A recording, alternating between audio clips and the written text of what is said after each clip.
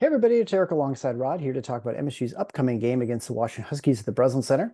Big thank you to Greg Bamer with his generous gift to the show, who sent along the message, I enjoy your show and started listening before the season started. Thanks so much, Greg. Really appreciate it. And I'm glad you got turned on to the show. If you know someone who out there who loves Spartan hoops, continue to recommend the show. We really appreciate it. Also, please leave a 5-star written review on your podcast player, which helps the algorithms help other Spartan fans get led to our show. You can also head over to our support page at tffinots.com/support, where you can get the necessary links for our sponsors or ways for you to support the show. All right, Rod, let's talk about the Michigan State as they go back to the Breslin Center, take on the Washington Huskies, who are brand new to the Big Ten. And they've had a fun a fun, I guess, welcome to the Big Ten, as they've seen how I think basketball is a little bit different in the Big Ten versus the Pac-12. Also apologize for those watching. I'm here on remote trying to get things done in a bedroom. So anyway, we'll get through the show. So Michigan State hosts, as I mentioned, they host Washington. They're number 89 on Ken Palm, so not very good. They're 10-5, 1-3 in the Big Ten. They're under first-year head coach Danny Sprinkle, who came over from, I think, Utah State, right? Right. And they've just lost by 4 to Illinois. They were down double digits. It seemed like most of the second half, and they came back and tied the game, and then ended up falling the last few. They were last minute. down. They were down 16 in the first half, and it looked like they were going to get run out of their own gym. And credit to them, what they did over the last few days. They beat Maryland Right. for their first Big Ten win, and I think that's one that's going to haunt Maryland. Maryland's now 1-3 in the league after losing narrowly at Oregon today. And then came back and, really fought Illinois tooth and nail, made it a game. And the last, 5-6 minutes or so, it was right there hanging in the balance. They just couldn't get enough stops to get over the hump.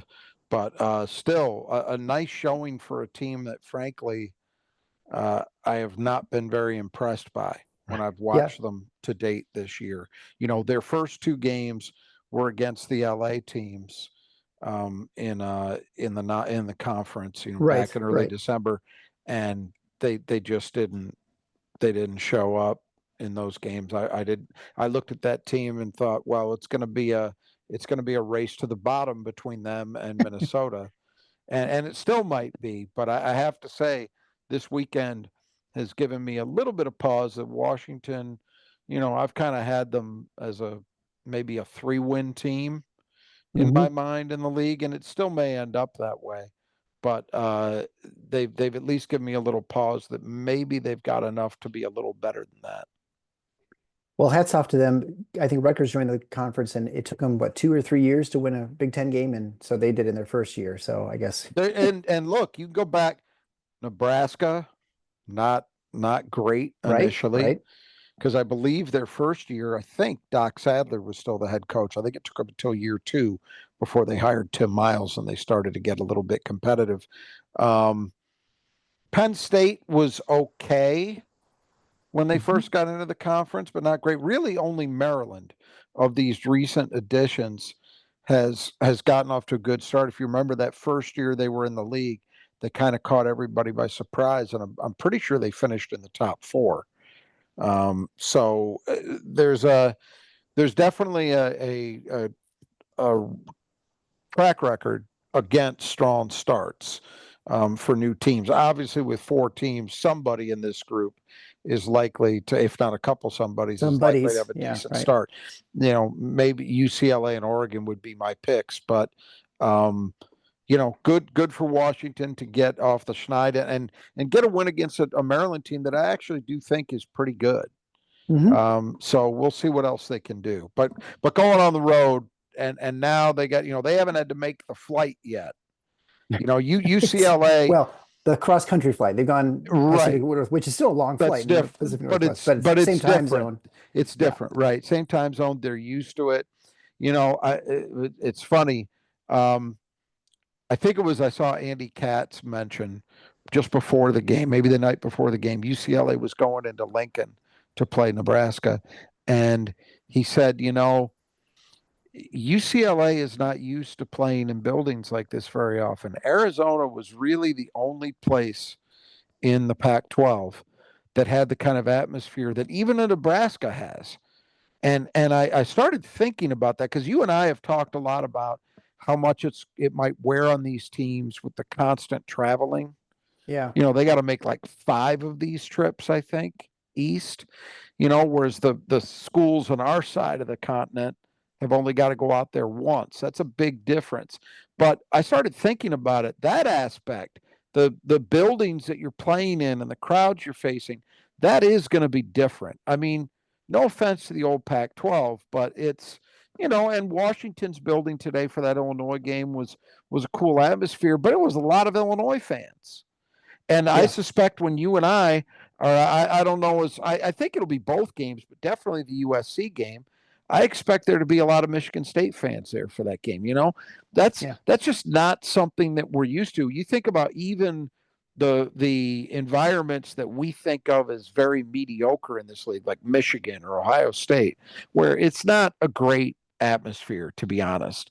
They're still way better than the bulk of what was in the Pac-12. Hmm. Other than Arizona. I think Arizona is the one school you could say had a Big Ten caliber kind of atmosphere. So UCLA goes to Nebraska and they get beat. And now Washington is going to take their first trip to see what it's like to come and play in some of these buildings. And, they're going to be coming into East Lansing to face a Michigan State team that is playing with a lot of confidence. I expect there will be a crowd that's even though it's going to be, I believe it's going to be the His own Izone alumni, alumni. which is actually So, worse. They're crazy. right. They're Sometimes it's worse, right? yeah.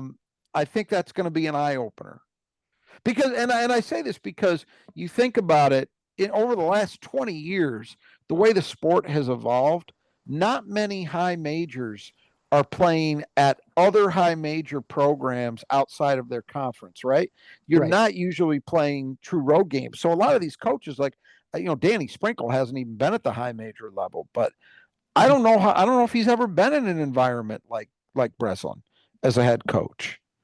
I Yeah. would I I mean, would question it, well, you Utah know? State, have to look at their schedule and see, and Montana State, but Yeah, they might have but played somewhere, but not even then like you're probably playing this. right, and you're Not like probably playing a this. pretty sleepy crowd because you're, the number 250th ranked team Right. coming in playing someone, Not like this. So it's yeah. going to be interesting to see how Washington and the rest of their Pacific Coast brethren really handle that. I think the first data point we got was that UCLA, because I don't think any of the other schools have played on the road yet in the East. Um, or the first data point was that UCLA trip to Yeah. Nebraska, and Nebraska won that game and deserved to win it. And I think UCLA is a good team, Hmm. but it's a different deal. So anyway, that's part of what Washington's facing. Yeah. Yeah, not fun for your first forays into the Breslin Center. It's like It walking to sure Mackey for isn't. the first. It sure isn't. Yeah. So let's talk about the Huskies a little bit. They're on offense. They're 135th overall, so not great. They shoot No, 32.7% from three, which is better than Michigan State, but but just not better. good. But Not yeah, good. not good, not very good. It's sub 200. They're in the Right. bottom half They're nationally. number 173rd in from two, which is not good. Right. They're 66% from line, which is not good. Offensive rebounding rate is number 170th, not good. Turnover rate is 107th, which is okay. I mean, passable, I suppose. They're 63rd in generating free throw attempts, which is pretty good, but since they only shoot 66% from the line, that's not very good. That's Defense, that's that's the problem. Um, this is a this is not a good offensive team. I can't, no. and it's really interesting to me that 2 of the 4 Pac-12 schools, because USC is even harder to watch after I watched them play against Michigan last night. They're not the worst offensive team I've ever seen, but they're the ugliest. And it's because the only reason they're not the worst is they have enough athletes that sometimes they can just make plays, but they Hmm. don't have a real point guard. And Washington really doesn't either. They're a little easier to watch than USC because despite not having a true point guard, they've at least got a couple guys who are still solid passers. You know, Osobor, their big man, who we'll talk about, actually leads them in assists, and he's a good passer. Their freshman guard Zoom Diallo is not a true point guard, but he's a reasonably good. He's not a disaster, but Yeah. it's just so hard to win in this league when you don't have a guy who really can run your team. And I just don't understand how these coaches, and Eric Musselman at USC, Jesus, he's a proven guy. I don't know how he could look at that roster and think, yeah, we can get by with this, because it's just not. And Washington's only marginally better than that. The biggest problem for Washington is, man, the one thing they do well, they get to the line, only slightly worse than MSU, but they shoot it so miserably when they Yeah. get there. That if they were a 75% shooting team, that maybe they steal this one today against Yeah. Illinois. It was a close enough game that you have to, as we've talked about, right? Big Ten games are gonna, a lot of them are gonna be competitive enough that what you do with the margins is going to have a lot to do with whether you win or lose. And it would sure help if they were a little better in converting, because that's getting them, earning those shots is the one thing they do reasonably well. But Right. it hasn't happened. Well, and we have enough data at this point. It's probably safe to say there's just kind of who they are. I mean, I would agree with that. yeah. Well, let's talk about their defense, which is better. Their defense is 64th overall, which is okay. They're number 7 against threes, which is really good. So they're top 25 in limiting offensive or limiting attempts for three. Unfortunately, Yeah, they're so it's legit. That's a yeah, legit number. That's why I included that. right, They're not just holding percentages down. They're holding attempts down right, too. which we've always talked about is somewhat limited, related to luck. Whether Yep. how many teams are making them. Yeah. But unfortunately for them, they're 182nd in stopping twos, so that's not Yeah. good. They're also 179th in defensive rebounding, which is really bad, and 118th in turnover percent. So they cause some turnovers, not a lot. 122nd in steal percentage. That kind of goes along with their turnover Yeah. percentage. They do foul a lot. They're just about as bad as Ohio State. They're 206th in fouling on defense, and they are not very. They have very poor free throw shooting defense. So teams have shot over 73% from the line against them. And finally, and as far as tempo goes in offense, they're 133rd in tempo and 187th in average length of offensive possession. So their tempo is largely dictated by the fact that they move slowly in offense. Whereas I guess you could almost say that they probably give up scoring more quickly, right? They If they're do. 130. Yeah. I know, absolutely. Yeah. Teams are able to generate shots more quickly against them. We're used to a lot of teams being the other direction, where in the Big Ten, even teams like Michigan State that play relatively quickly when they have the ball, their overall tempo is not necessarily great, because they're good enough defensively that they force opponents to use a lot of clock to generate shots. Well, Right. that's not happening at Washington. I think, the 3-point stuff is what they're hanging their hats on right now, and it's enough to make them, a solid to good-ish defense overall. But you pointed out, they're not very good against twos.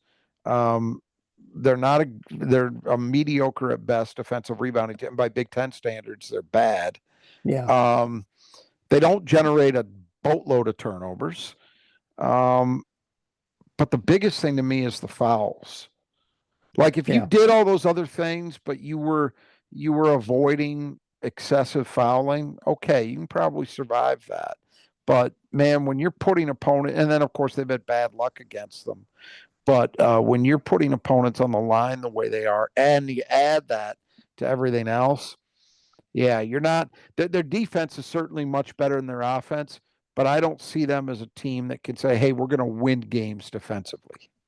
Well, it's not surprising at 1-3. It might be a little surprising at 10-5, but of course, you play teams bad enough. They didn't play much of a schedule. Then, Yeah, they then you really can didn't. find 9 wins out there of some pretty Played lousy teams. played a lot of the in-state schools, and in fact, I believe they lost to Seattle University. But Oh, they played like Eastern Washington, Washington State. I know they beat those teams, so they loaded up against local, area right. schools. Just not the Um, Gonzagas.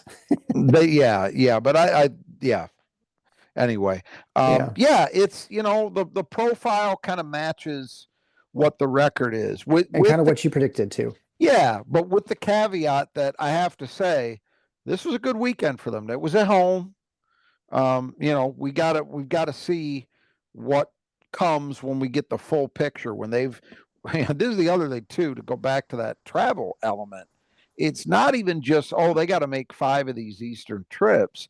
It's what's the cumulative effect of that going to be when they get into late February and it's the 4th time they've had to do it? Is that gonna? I mean, is there gonna be? And that's not just for them, obviously. That's for the other 3 schools from the West Coast as well. I really do think that's going to be something to watch, and I'm not going to be surprised to see, somebody like Mick Cronin is pretty. UCLA is pretty vocal. Yeah. He's a guy who, if he doesn't like something, he's going to have something to say. I don't know what else you can do. I don't think there's a fix for it, but No. Jim Comparoni at Spartan Mag has pointed out, and I didn't notice it as much while it was going on because I don't really follow West Virginia or the Big 12.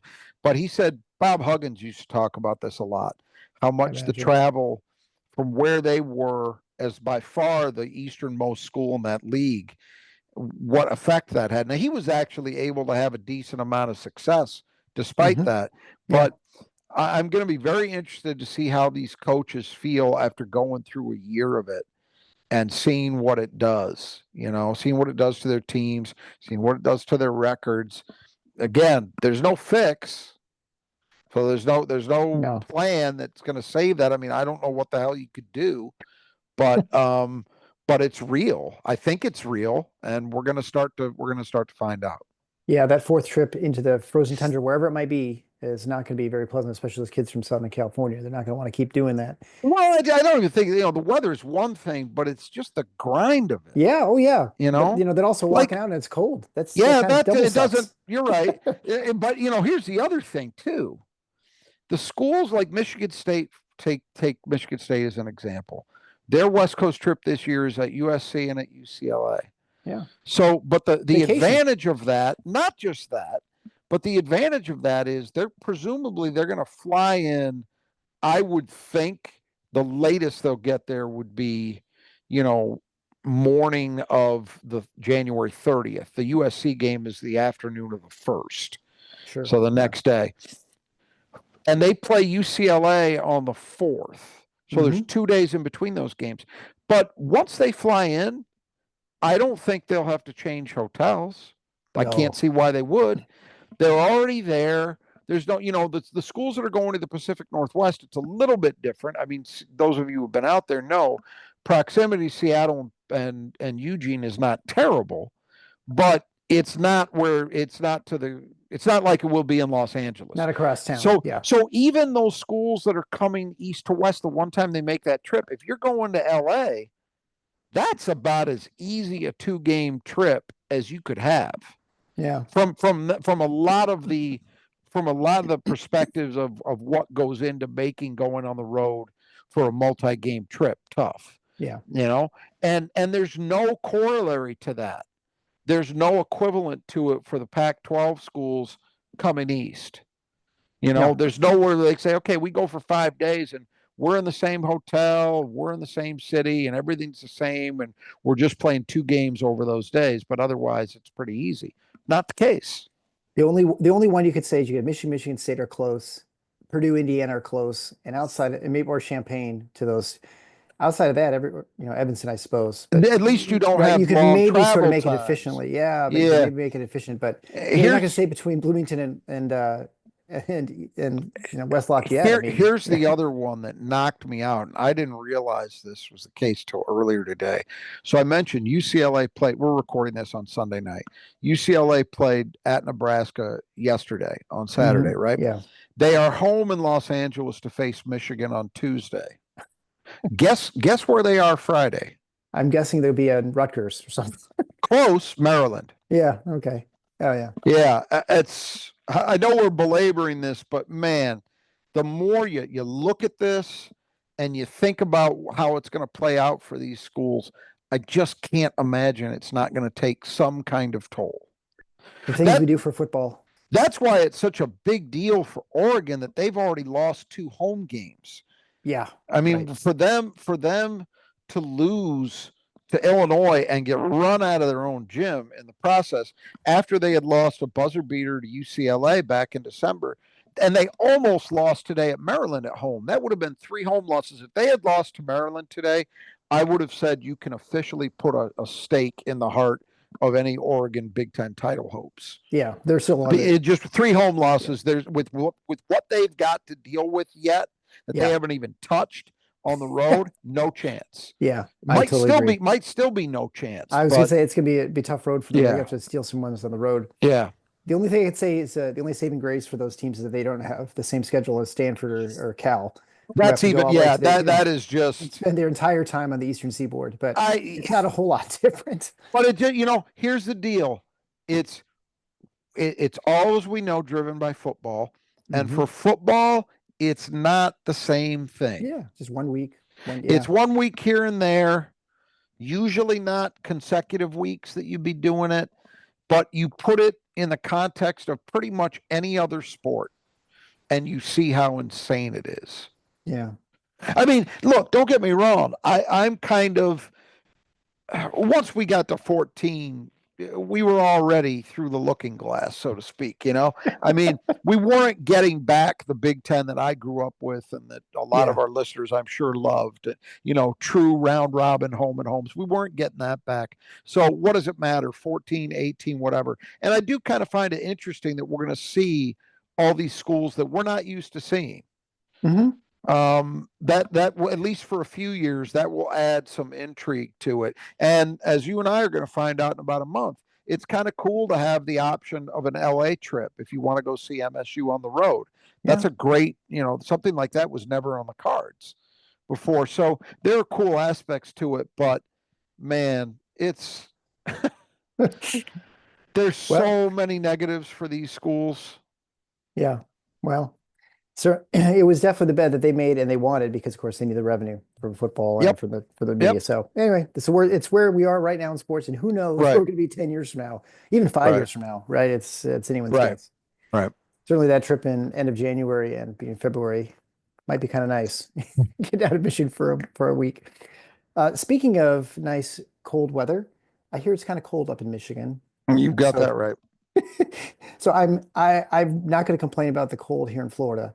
I will complain about that. I somehow I got stung by like a million no-see-ums or something. I don't know what happened, but like today, I have like, all my like wrists and elbows and knees and ankles have all these little itchy marks. So I don't know. But no one's going to feel sorry for me in 20 or 10-degree weather up in Michigan. Right. But even though it's really cold, you got snow, you still have gutters, and it's important to make sure they're functioning properly. You might even want to put some heated gutters on, and they have those that they can install, the Brothers Adjust Your Gutters, because all they do is gutters. They will take care of it, make sure, and also when that gutter actually starts, when the water starts to melt, it's got to go somewhere, and you want to keep it away from your house. So contact the Brothers Adjust Your Gutters. They do fantastic work. They can take care of you whether you're on the east side or the west side of the state. You get 10% off as a listener of the show if you just mention Final Four when you get your estimate. And if you want to get an estimate and talk to these guys, you can head on over to our support page at thefinalfoursontheschedule.com/support. They sponsor the player that Michigan State needs to keep in the gutter. Last game, Michigan State did a great job keeping Bruce Thornton in the gutter. So we'll go through the lineup here, and Rod will give us the player Michigan State needs to focus on. And so we'll begin with Zoom Dallo, 6'4" freshman. He's playing his point for the team. He's averaging just a little under 11 points a game on 48, 23, and 71 shooting. He's also second in the team with 3 assists a game and has a 2.5 to 1 assist turnover ratio. So not bad for a guy who's kind of a little bit out of position. Yeah, and that's the unfortunate thing for him is that he is, in some ways, unfortunate, is that he's being asked to play on the ball a lot. He's not Hmm. exclusively at the point, but they ask him to do a lot more of that than he probably is ready for. On the other end of it, this is a guy with real pro aspirations. I mean, he's 6'4", he's athletic, um, he's been effective. Basically, he's played more or less to expectations because the knock on him was his jump shooting, and that's been the problem Hmm. early on, right? Yeah. But the fact that he's got the ball in his hands a lot this year, I think, is probably nothing but a positive for his future development, for his pro aspirations. And he is a guy that I'd be surprised to see him jump this year, although God knows what happens anymore. Um, but I think he could be a pro down the line. He has like you could see it when you watch him that he has that potential. So overall, pretty good year for him as a freshman, and he's basically been as advertised. Well, speaking of bad shooting, we'll go on to Tyree Ahinacho, 6'4" senior, transferred from North Dakota. He's averaging 5 points a game and 3.1 rebounds a game with along with 2 assists, shooting 48, 18, and 75. Yeah, it's not a good offensive team, man. Yeah. And then we'll just talk about Tyler Harris, 6'8" sophomore transfer from Portland. He was an all West Coast Conference freshman last year.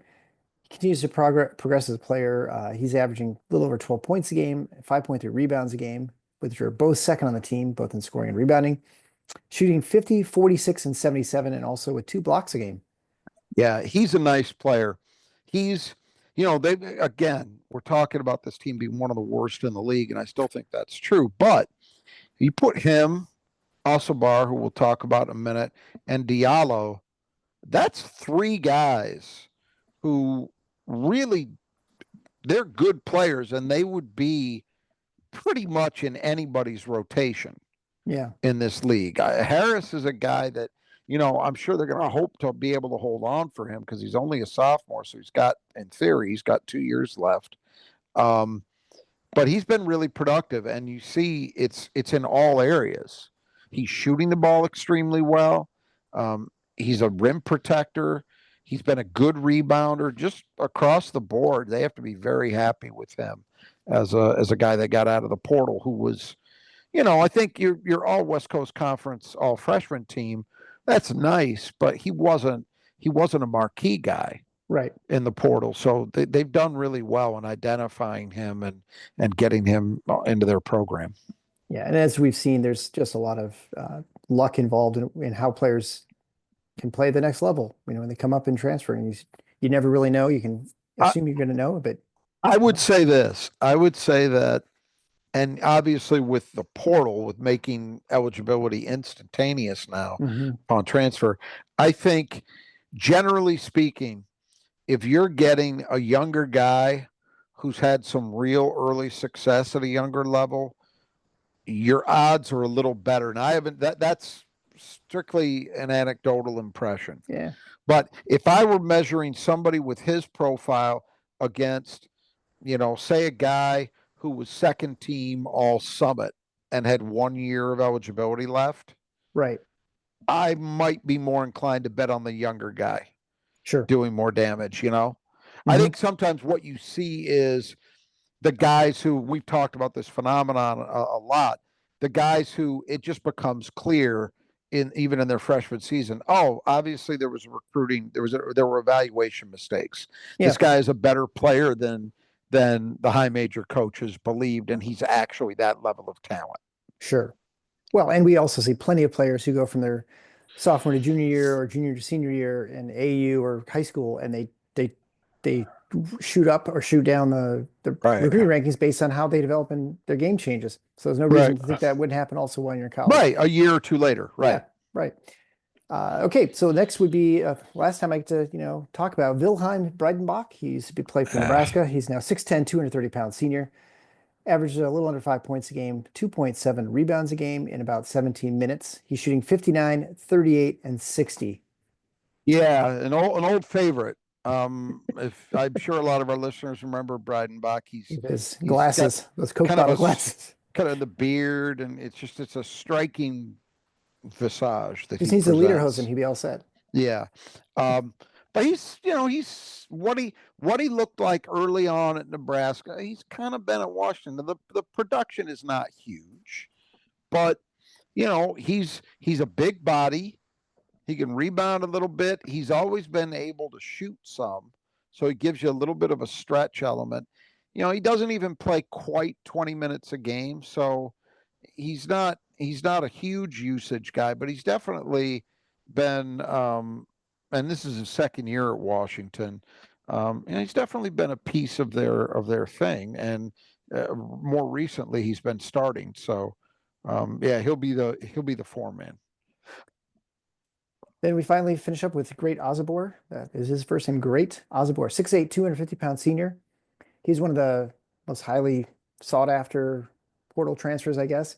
He came along with Danny Sprinkle from Utah State, and I don't know how I can't remember exactly how much he apparently reportedly got paid to play at Washington, which we But were kind of rumors were about 2 mil. Now yeah I don't know how accurate that is, but yeah right. suffice it to say, he was probably one of the top five guys.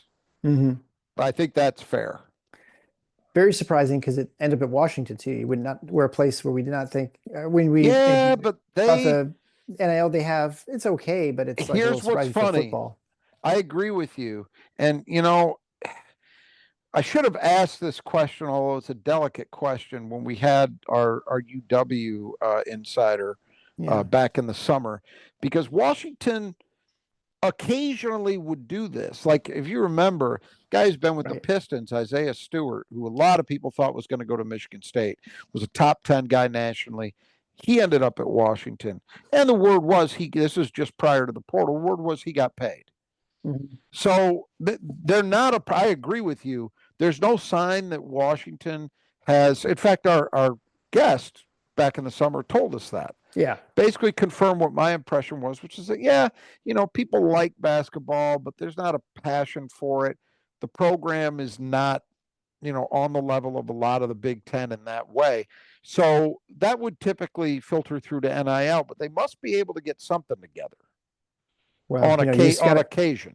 you just gotta have a guy, just one guy Yeah, who's right. who's gonna Who lay can out. take care of one guy. Right. And that's what happened here. Yeah.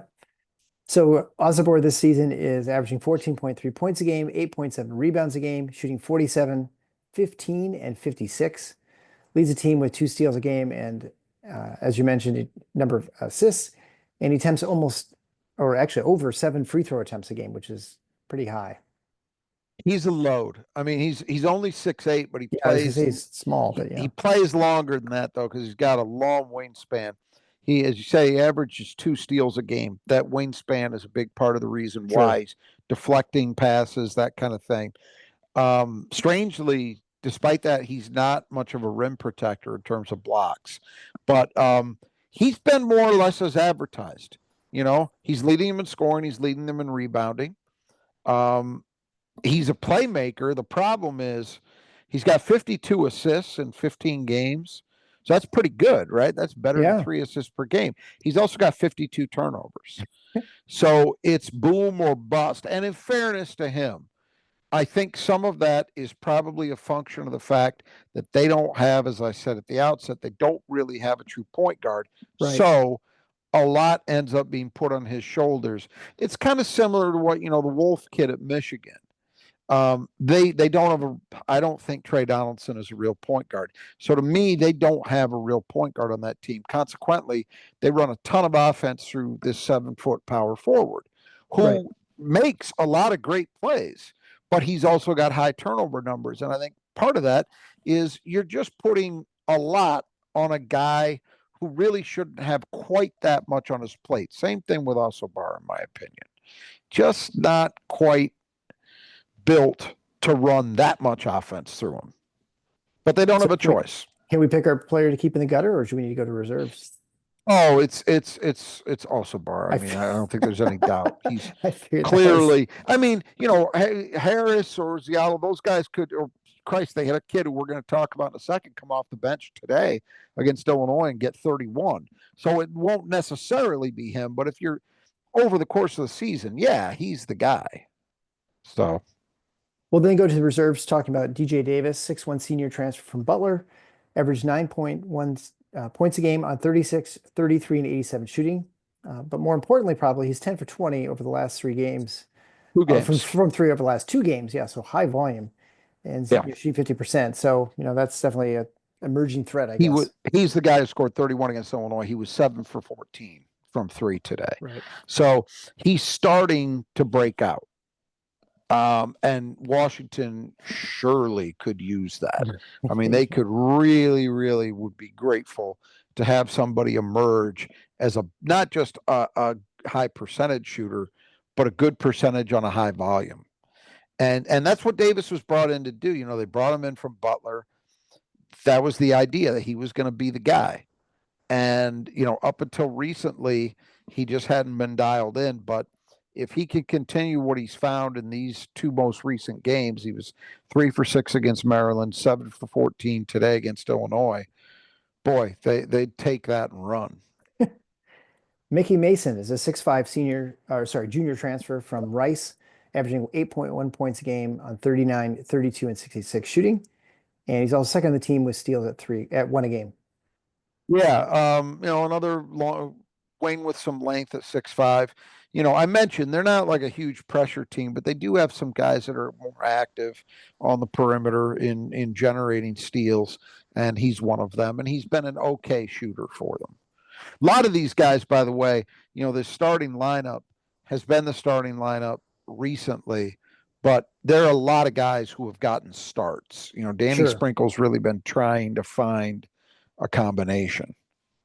Yeah, well, I mean, you look at Breidenbach's numbers. I mean, he's not like he's some overwhelming four. Right. We watch him at Nebraska, so you could definitely see some trying to slot someone else in. They might have a Yep. good favorable matchup, or just playing well or something. Even a kid like Diallo has not started every game. He's only recently gotten in the starting lineup. So, there's some been some ebb and flow with that. Sure. Luis Courtright is next, a 6'3" senior transfer from Rhode Island, averaging 5.4 points a game on 41, 26, and 50 shooting. Yeah, not great 3-point numbers, Right. but Or free throw. but another body in that perimeter group, and that's Yeah. he'll play. He'll definitely be in that rotation, and he's gotten some starts this year as well. He started 31 games for Rhode Island last year, so he's got that in his track record. And then we'll finish with Christian King. He's a 6'8" freshman. Has been playing a little bit more recently. He's averaging 3 points a game, 1.7 rebounds a game in about 10 minutes. Yeah. Shooting 46, 48, and 57, and obviously very limited volume with those sort of scoring numbers. Yeah, but a good start, and that might be part of why he's starting to get a little more playing time lately. The other thing is at 6'8", you notice this isn't a team with a lot of size. So you start Osobor and Breedenbach and Harris, who are 6'8", 6'10", 6'8", and then King's the only guy with real size, and not huge size, but he's at least 6'8", Yeah. coming off the bench. They had an injury. They had a big kid. And I'm drawing a blank on his name, who'd had some injury trouble, and they were counting on to play a lot of minutes and maybe even allow Osobor to play some 4. And he's been hurt ever since the start of the year. He played the first 2 games, and I think he may be done. So that's caused some changes in how Danny Sprinkle is approaching this. But yeah, suffice it to say, not a particularly big team. Yeah, well, and in contrast to Michigan State last year, this team has a lot of size on it. Now for Michigan State, where you got 6'11" with Booker, or you might have 6'9" Kohler. So you got to have some size out there. In addition to the 7-footer Zapala in there. So Yep. Michigan State has size now, and so Washington's gonna have to counter that at some level. All right, so when it's 10 degrees out, last thing I worry about is my windows, but when you need your glass cleaned, your windows cleaned, Squeegee Squad of Ground Up's the place to go. And I realize right now it's not the time, because you imagine if they're out there cleaning the windows, it's just gonna be a sheet of ice to leave on the window. But they clean the inside of your windows because they get just as dirty. Maybe your screens, your windowsills, and certainly if you need some interior painting, because you're spending more time inside, because I'm sure you're not outside much. So if you need that stuff taken care of, contact the Swedish Squad of Grand Rapids. They should be your first call when you're ever in the Grand Rapids area, and it is a very big area. So it's not just if you're in the city of Grand Rapids, Kent County, they go all the way to Lake Shore, kind of all around, even the Kalamazoo area. So contact the Swedish Squad of Grand Rapids if you're thinking about interior painting or getting windows cleaned, because honestly, they will go out right now and take care of it. Maybe not if it's in the middle of a snowstorm or sleet storm, but they'll be out there and they'll even power wash your house, whatever needs to be done. They will take care of it. They're the lunatics who get up there on the ladder, so you don't have to. So give them a call. It's 15% off if you mention Final Four when you get your estimate. You'll find that at our support page at the Final Four on schedule.com/support. And so the player that cleans the glass best right now, I'm up to 6-4, so I can't build the run. You get to pick first this time. We're going to do our snake draft because now it looks like Kohler is back. Now he's no longer Yeah, sick. I don't know if I like this snake draft. This hasn't Well, gone well for it's me. worked out well for me. Yeah, I'm a favorite. So we can vote on it, but it'll be a tie 1-1. So I think Yeah. goalkeeper is I'll phenomenal. um I'll go with Jackson Kohler. Yeah. And I think I'll take the natural choice, which is Zapala. Okay. Um, and I think this game, I'm going to go with Carr. I think he's this. I'll Or just go Zapala and Carr. So we'll let you go with the number four there.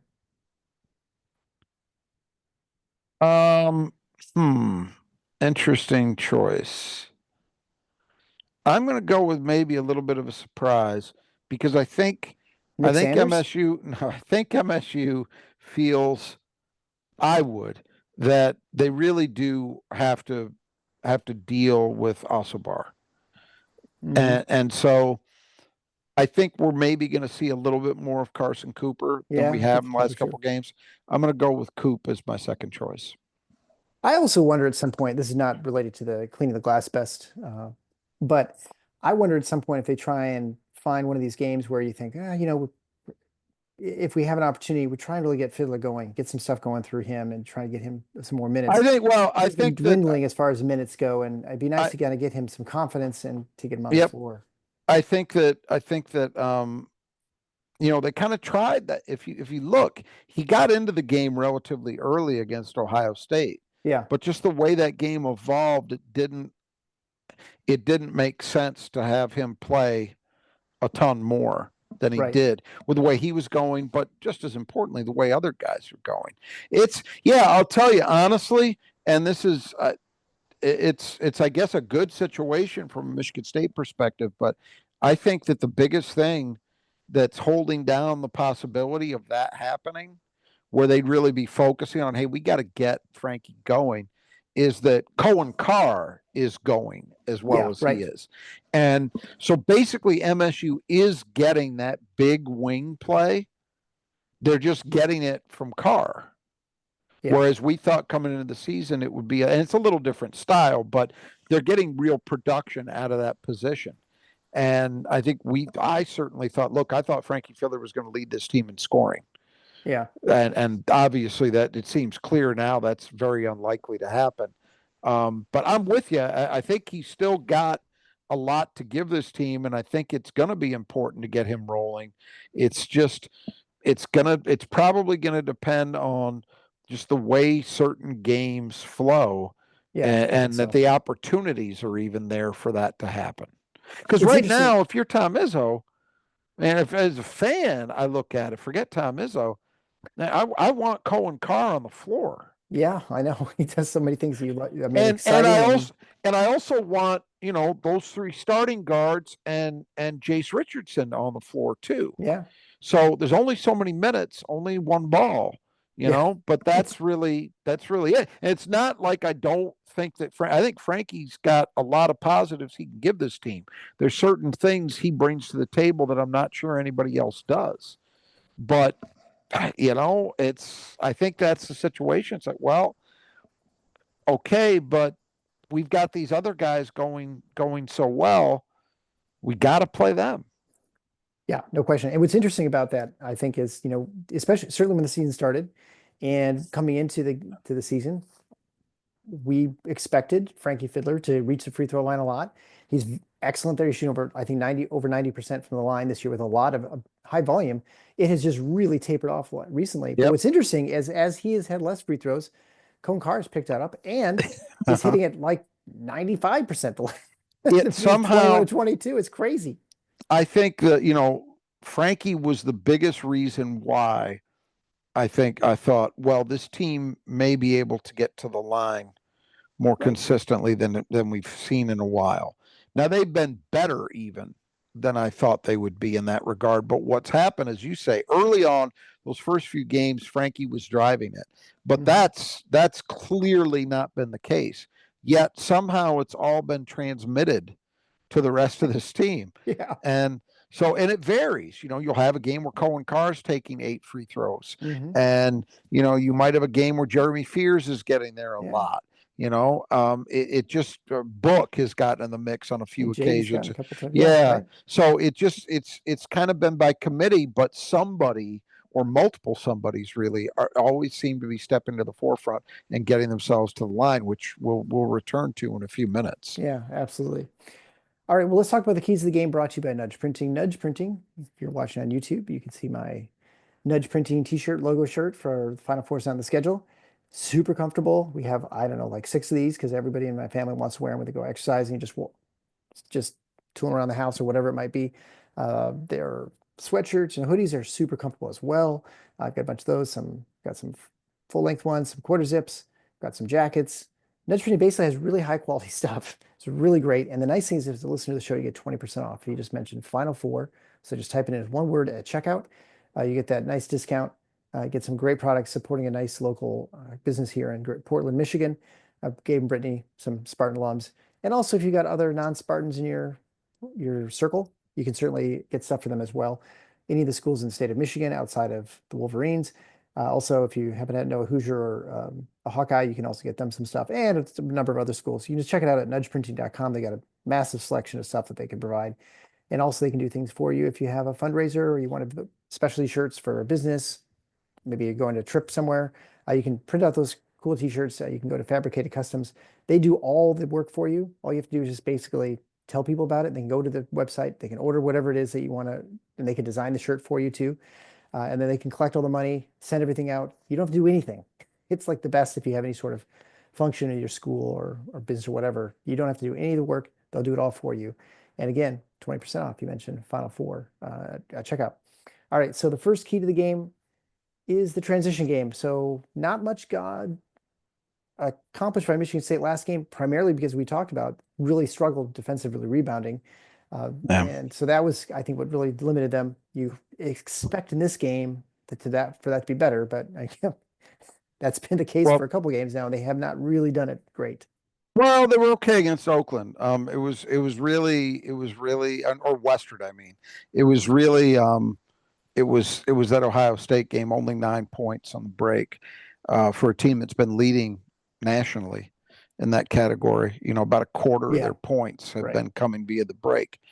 Uh, One way you get that going, obviously, is by controlling the defensive boards. And, look, Washington's not a very good offensive rebounding team, but neither was Ohio State.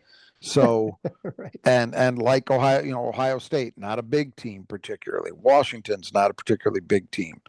So, across the board. So, um, but you would think Michigan State needs, and we'll return to this topic in a second, but I think that's one way they get it going. The other thing that's in play here, though, is, and this is another factor for these West Coast schools, for sure, when they're facing Michigan State, there's no institutional memory.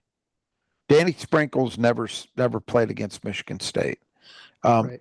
Only two guys on Washington's roster have faced Michigan State. DJ Davis was on Butler's team last year that MSU played in the non-conference, and Breidenbach was obviously played probably, Right. I'm going to guess, at least 2, maybe 3 times against Michigan State in Probably, his yeah. career. So over his first 2 seasons, so he's seen it a little bit, but that's not much to go on. And honestly, the years those guys faced MSU, they weren't really as much MSU as this team is, getting Right. back to traditional Tom Izzo Yeah. basketball in We terms of joke how there, much but they're pushing. Wisconsin. Right. Yeah. Um, so I do wonder about that as well. And it's at home. So the crowd's going to be behind them. If they get it rolling a little bit in Yeah. transition, that can snowball on you in a hurry. And I do wonder if Washington just not having, as opposed to like Matt Painter, even if he's got freshmen, it's still going to get transmitted effectively to those guys. Like, you got to get back. Right. This is different. And I think it's going to be a challenge for some of these teams that just don't see Michigan State. And so Washington's first up. Well, the next key to the game is one we've sort of has crept back onto the list where, it used to be sort of a perennial problem for Michigan State turnovers. And then the last Yeah. couple of years, it hasn't been. And the beginning of the year, it really wasn't a problem. And they have lost a lot of their advantage sometimes with their offensive rebounding. Now they're just kind of turning the ball over a bunch. I think they've been kicking around, 16, 17 turnovers the last 2 games. And so Yeah. it has become an issue. And Ohio State, I think few of them, more of them were forced, but certainly against Western Michigan, they were just totally unforced, like brain fart turnovers. Yeah, and even the Ohio State turnovers, I just I listened to Izzo, and he's it's funny because for a long time he would pay lip service to it, but it was just kind of I think sort of tacitly accepted that okay, we're going to take some of this because it's just the nature of how we play. And there are going to be some turnovers. That's just how it is. So you don't lose your mind unless it gets really crazy. Hmm. Um, but I think that's changed. I think he knows because we've seen this group do it. This group can play the way they want to. They can play fast. They can play in transition a lot, and yet not have excessively high turnover numbers.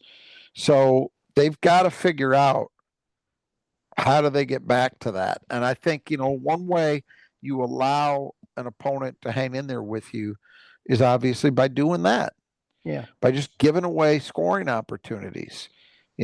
So I would imagine from listening to his post game coming out of Ohio State, and I'm sure he's going to reiterate it this week when he does his, leaning on the stanchion roundtable talk Right.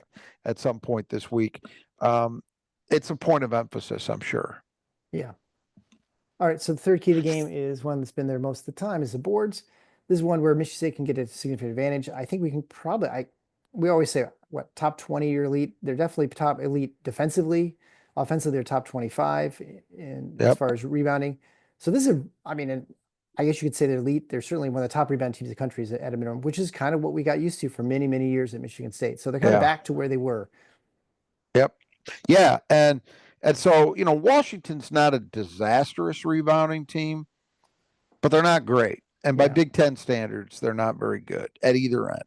So you look at it on paper and you say, this is an area where Michigan State really should have an edge and be able to carve out, maybe 4, 5, 6 more scoring opportunities than Washington gets just by virtue of what they do on the glass. Now, you got to hope you don't give that away in terms of turnovers, but you get my point.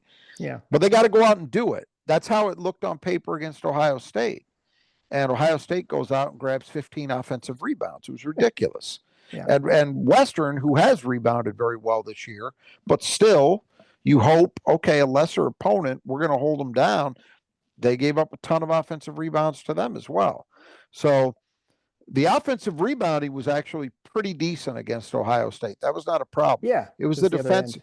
It was the Yeah. defensive rebounding, which frankly has been lights out until these last 2 games. Yeah. So they need to get back on track in this one and just shut Washington down from second chances and get a bunch of them yourself when I you've feel a got lot the of ball. certainly with the Ohio State game, and I can't blame it with or sorry, not the Ohio State, but with the Western Michigan game. It was Jackson Kohler being kind of not feeling well. I think it's That got had part something with to, a that lot had to do with the something to fact do that with it. but certainly not the Ohio State game. He played, had Right. 10 rebounds. And So yeah, and that's what I was going to say too. Even if Jackson is only kind of limited for whatever reasons, come on. yeah, This is I mean this is Jackson's really good, but Jackson's not Antonio Smith. right. There are other guys on this team, who should be able to step up. I looked at some of the rebounding numbers from the Ohio State game. Zapala, for as great as he was in so many respects, I think he had 2 rebounds. Yeah, I think they're both offensive or something like that Yeah, too. he's better than that. Yeah, Cohen right. Carr didn't do a lot of damage on the boards. He's better than that. Izzo was talking about that, saying, that's something that he continues to challenge him on because, as we've talked about here, he's got all the physical tools. And frankly, I think now has learned the motor that's required to be like Yes. a BJ Dawson style rebounder, but it hasn't shown up yet, at least not consistently. So yeah, I can't excuse it because Jackson was under the weather for a game. They need to be much better than they've been the last 2 games in this area. And the fourth key to the game is the free throw line. This is one where Michigan State has had a huge advantage all season. They shoot over 81% from the line. They're top 40 or 50 in free throw attempts per game. Yep, right on the And border. we've talked about how important it is, and you look at the Ohio State difference in the game. Was a margin of 7 points is the winning margin. Michigan State hit 7 more free throws than Ohio State on 6 more attempts, and so that makes a huge difference. Obviously, this is a team that is the Washington team that is not great defensively, but they're really bad at fouling, so they put people on the line.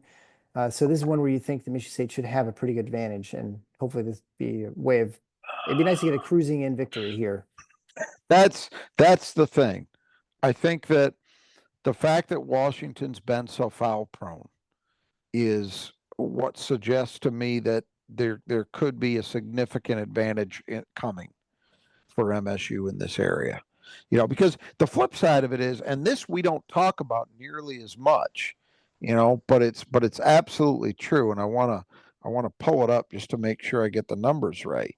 In addition to Michigan State traditionally not being a team under Tom Izzo that that shoots a lot of free throws, the other end of it is that Michigan State traditionally under Tom Izzo has been a team that plays very physically. We know that. And so correlating with that, they've tended to put opponents on the line a lot. Yeah, I feel They like are they are 84th in defensive foul rate, which is outstanding by program standards. Last year, just to give it some context, last year 176th. Year before that, 92. So they're pretty good that year. But year before that, 126. Year before that, 293. Okay, even Cassius's senior year, they were number 100. Yeah.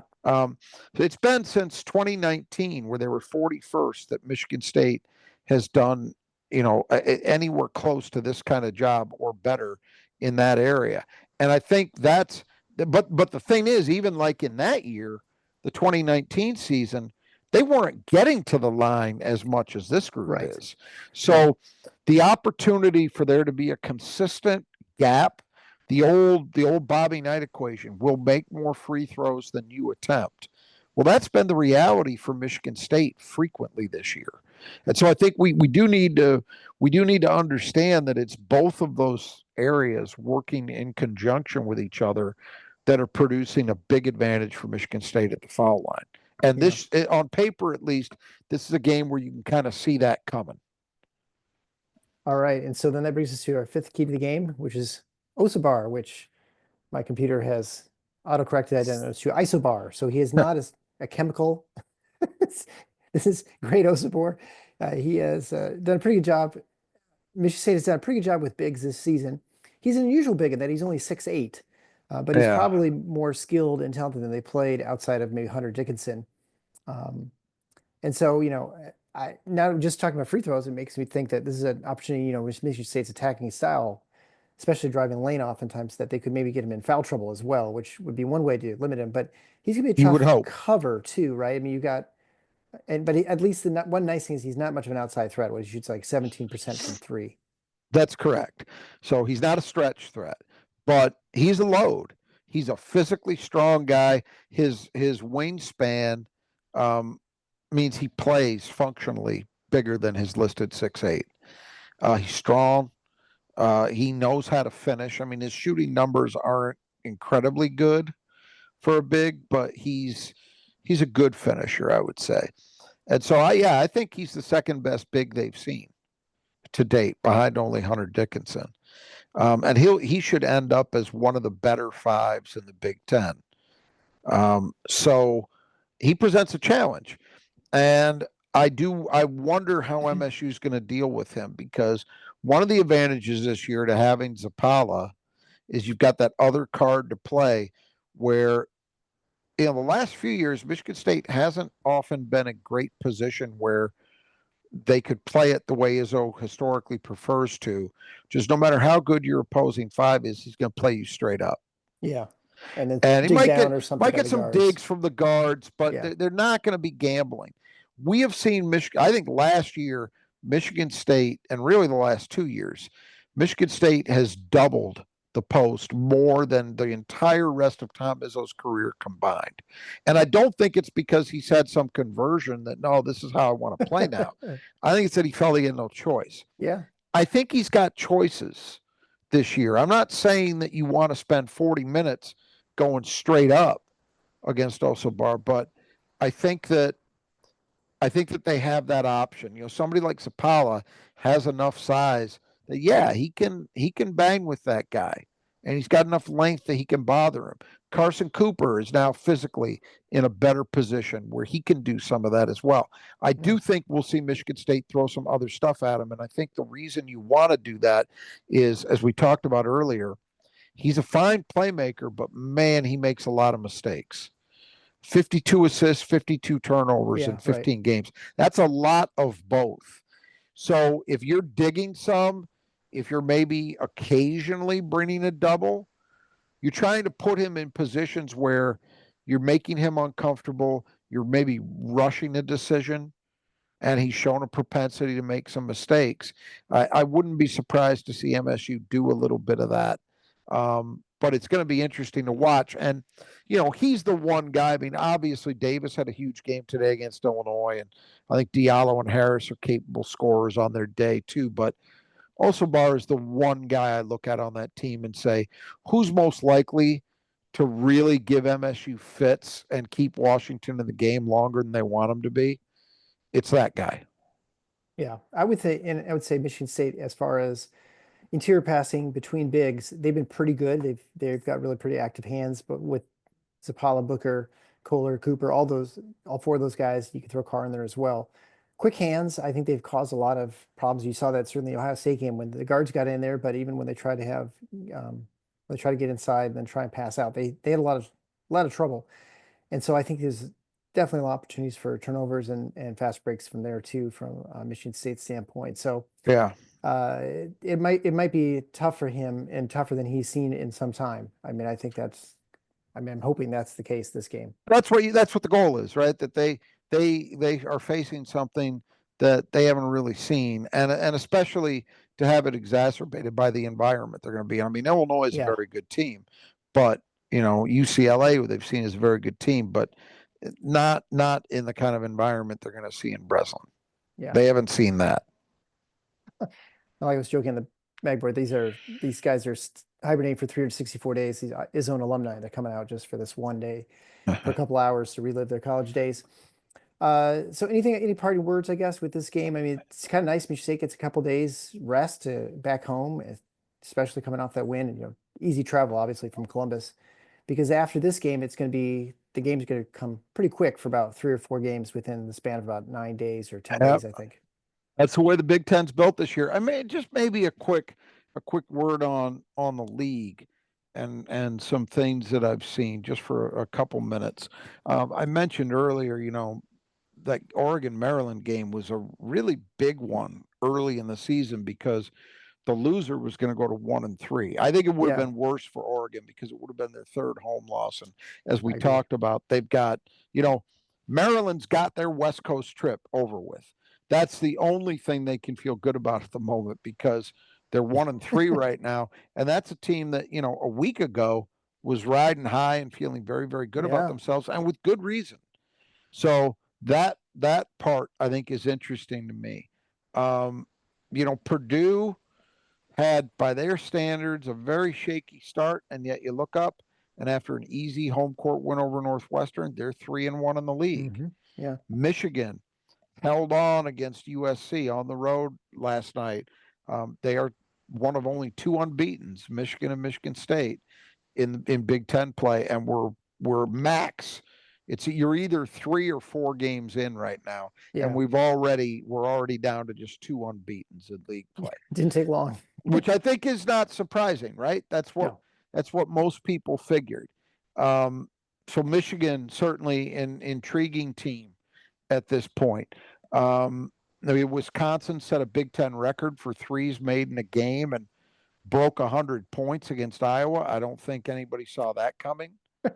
Um, Indiana got a big win today to move to 3-1, and they're an interesting team because right now Malik Renault is on the sidelines with a knee problem. Now, there's nothing structural, but Mike Woodson said it's going to be a minute basically before he comes back. Now, what's interesting about that is, and through no fault of his, because I think Renault's a really good player, but Indiana's played better in its last 2 games without him. And the reason for that is we talked about this when we did the preview of IU. Right. It just didn't make sense, their roster construction with 2 bigs who have to start because both of these guys have that expectation. Ballo, the Arizona transfer, being the other one. All of a sudden they're down to 1, and the offensive flow looks so much better. So that's a team that I'm still not convinced by, but they're going to be interesting to watch going forward for sure. And then Illinois, big win for them to move to 3-1, holding off Washington after they just blasted Oregon in Eugene. I said on the Spartan Mag board maybe a week or so ago that the 2 teams, let's put it this way, I still feel very, very good about Michigan State's ceiling. I think there's a lot of growth that's possible from here. I don't think anybody feels like this is the best they can be, right? But the one team in the Big Ten that I do think has a higher ceiling than MSU, and they may or may not reach it, is Illinois. And the reason I say that is they've got 3 freshmen who are NBA players. Yeah, right. Makes a big difference. The 2 foreign kids and Will Riley. And they may all be in the draft next spring. So Brad Underwood will have to reinvent his roster yet again. But that team, at their best, is really something.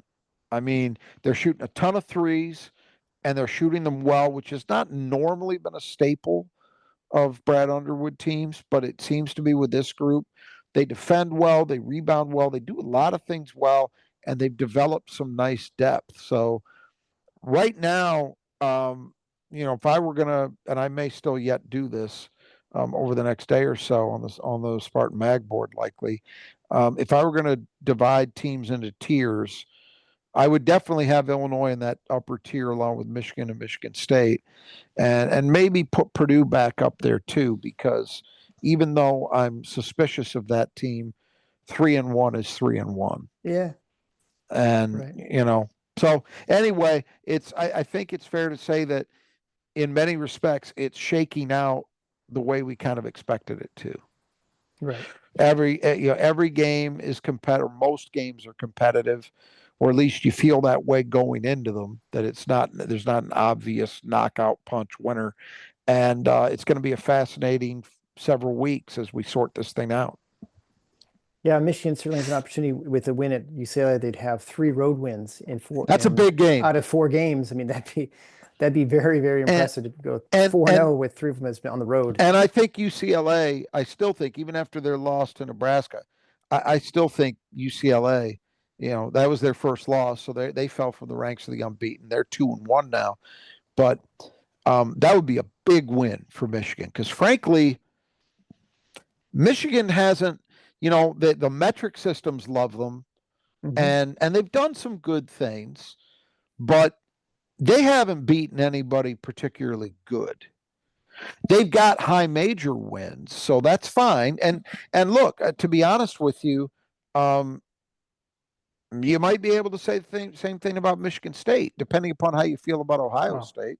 Yeah. I mean, I think, the road wins, Wisconsin's a better road win than Minnesota. Right. North Carolina has not proven to be anything resembling good thus far. So you can't, but I think that is the knock on Michigan, is the win at Wisconsin is the one that you would say, all right, but again, I don't think we have a really good feel for what Wisconsin is. Wisconsin, in that win over Iowa, that was their first league win. They're only 1-2 thus far. So how good are they? But I think if you go to Pauley Pavilion, quick turnaround, and you win that game, if you're Michigan, that would be a really, really nice one.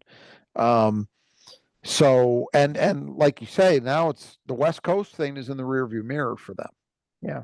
It's over at that point. And to get a sweep, I mean, I know when Michigan State goes there in early February, you're hoping for 2-0, but 1-1 you'd probably take. I mean, I don't think that's a disaster, So Right. Michigan with the opportunity to go 2-0, that would be huge. And I think UCLA really wants to is going to feel like they need to get back on track. Yeah, So we'll absolutely. see. I don't think, for what it's worth, we'll see how the game goes, but I don't think UCLA is a particularly good match for Michigan, because the one thing that I've noticed is teams that don't really get into Wolf, because they run so much through Wolf. I think you really have to get into him. You can't play passively with a big guarding him who's not going to put him under any ball pressure at all. Just kind of let him operate the way he wants. UCLA is a lot like Michigan State. They can run a lot of guys at you, come at you hard. They're very physical. Typical Mick Cronin finally getting the kind of team out there that I think he wants. Mhm. And I think they may give Michigan some real problems, but we'll see. We'll see. And then, of course, a couple days after that, Michigan State will be at home against Washington. So we will see you again after the game on Thursday, late, since it's an 8 o'clock start. These are kind of rough 8 o'clock Wow, even at starts. Breslin, I God, know. I mean, they've got his own alumni. Those guys, they're usually in bed by yeah, about 9:30. So that's I don't right, know. that's Hopefully, right. hopefully they can hang in there. All right. So until next time, the Final Four is not on the schedule. Go green.